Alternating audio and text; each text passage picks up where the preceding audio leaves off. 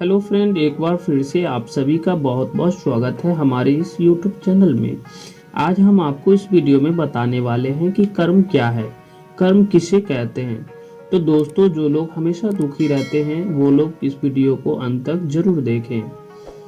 एक बार गौतम बुद्ध से उनके एक शिष्य ने पूछा, गुरुजी कृपया हमें बताइए कि कर्म क्या है। गौतम बुद्ध ने अपने शिष्य से कहा कि कर्म को समझने के लिए मैं तुम्हें एक कहानी सुनाता हूँ। इस कहानी से तुम समझ जाओगे कि कर्म क्या है। तो गौतम बुद्ध अपने शिष्य को कहानी सुनाता है कि बुलंद शहर का एक राजा था और वो एक दिन घोड़े पर बैठकर अपने राज्य का भ्रमण कर रहा था।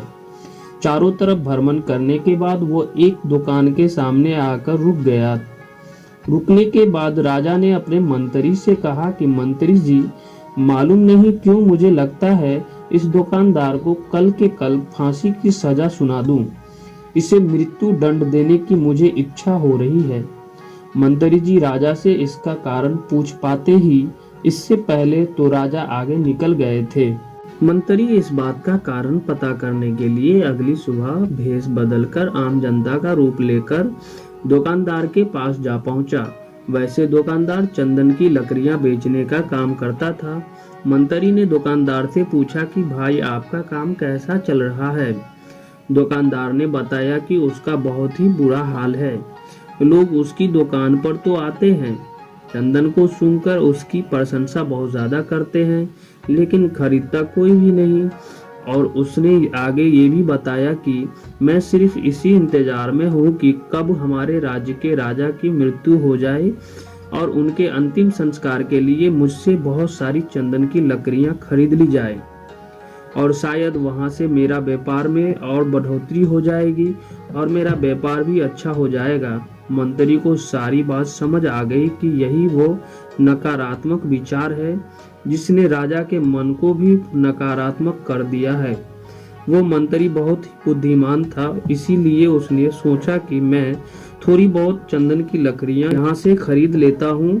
उसने दुकानदार को कहा कि क्या मैं आपसे थोड़ी बहुत चंदन की लकड़ियां खरीद सकता हूँ। दुकानदार यह सुनकर बहुत ही खुश हो गया। उसने सोचा कि चलो कुछ तो बिका, इतने समय से कुछ भी नहीं बिक रहा था। उसने चंदन की लकड़ियां को कागज से लपेटकर अच्छी तरह से पैकिंग करके मंत्री जी को वो लकड़ियां दे दिया। मंत्री अगली सुबह चंदन की लकड़ी लेकर राजा के दरबार में पहुंच गया और राजा से कहा, महाराज, वो जो दुकानदार है उसने आपके लिए तोहफे के रूप में चंदन की कुछ लकड़ियां भेजी है। ये सुनते ही राजा बहुत खुश हुए और मन ही मन सोचने लगे कि यार, मैं बेकार में ही उस दुकानदार के बारे में गलत बातें सोच रहा था। उसने चंदन की लकड़ी को हाथ में लिया, उसने बहुत ही अच्छी तरह से उसको सूंघा। उसमें से बहुत ही अच्छी सी सुगंध आ रही थी। राजा इससे बहुत ज्यादा खुश हुए और उस राजा ने दुकानदार के लिए मंत्री के हाथों से सोने के सिक्के भिजवा दिए। उसी आम जनता का रूप लेकर मंत्री अगले सुबह सोने के सिक्के के साथ दुकानदार के पास पहुंचा। दुकानदार बहुत खुश हुआ और उसने सोचा कि मैंने राजा के बारे में कितनी गलत बातें सोच रहा था। राजा तो बड़े ही दयालु है। और यहीं पर गौतम बुद्ध ने अपनी कहानी खत्म कर दी। ये कहानी जब खत्म हुई तब गौतम बुद्ध ने अपने शिष्य से पूछा कि अब आप बताइए कि कर्म क्या होता है। शिष्य ने उत्तर देते हुए कहा कि शब्द ही हमारे कर्म है। हम जो काम करते हैं वही हमारे कर्म है, जो हमारी भावनाएं हैं वही हमारे कर्म है।